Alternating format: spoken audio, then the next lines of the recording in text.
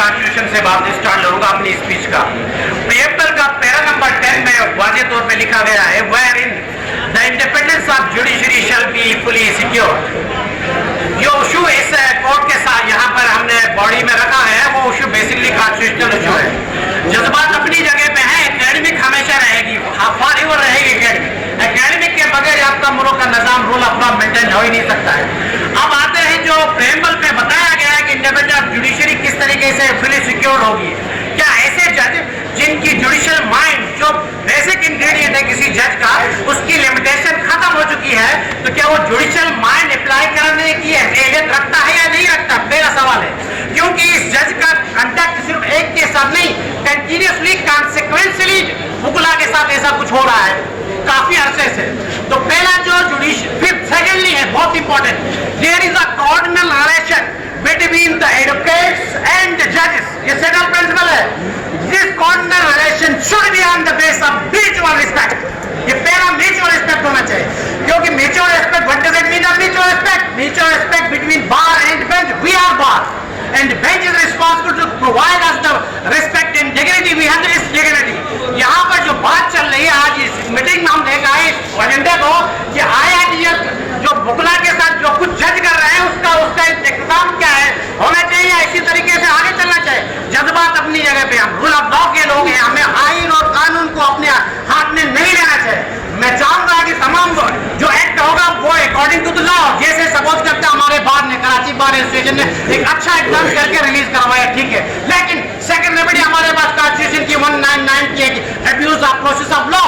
एक contact court के दरमियान हुआ, एक वकील और एक जज के दरमियान, अगर कंटेक्ट में 3 डिफरेंट इंग्रेडिएंट्स इन्वॉल्व होते हैं। पहला, अगर वो जुडिशियल इंटरप्शन कर रहा है प्रोसीडिंग में, तो पीपीसी में आज सेक्शन 228 मौजूद है, जज ने उसको गार्डिंग एक्शन करना है।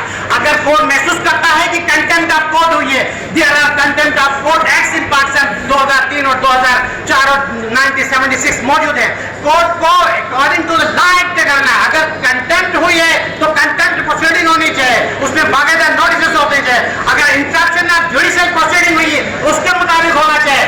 अगर वो ये समझता है कि एज ए कॉमन, क्योंकि एक्यूज भी बहुत इंटरेस्टिंग बात है, बहुत सारे यहाँ कुछ उगला हजरात कह रहे थे कि वो एक्यूज था, एक्यूज अपना केस खुद प्रस्तुत कर सकता है, वो एज ए वकील अपना केस चला सकता है। अगर वो एज ऑफ एक्यूज और एज ऑफ वकील वो एक्ट कर रहा था तो उस वक्त एक ही चीज बनती है, कंटेम्प्ट ऑफ कोर्ट प्रोसीडिंग, वो हुई नहीं। जो आने हुआ है वो totally base of process of law है, 199 में वो बिल्कुल अबॉश हो जाएगा, खत्म हो जाएगा। सेकेंडली मेरी प्रे होगी बाहर से कि वो सेटल प्रिंसिपल कर लें कि क्या ये जो वाकयात हो रहे हैं मुगला के साथ खासतौर पे, और मैं चाहूंगा कि इसके लिए तमाम पाकिस्तान बार काउंसिल्स, डिस्ट्रिक्ट बार काउंसिल्स की सुप्रीम बार एसोसिएशन के इजलास बुलाया जाए, उसका हमेशा के लिए एक मुस्तकिल हल सामने रखा जाए। हो ये क्या रहा है, जो यंग मुगला है अगर वो उनके साथ कुछ होता है तो पूरे Pakistan bar council, Sindh bar council, तमाम high court bar council silence होती है।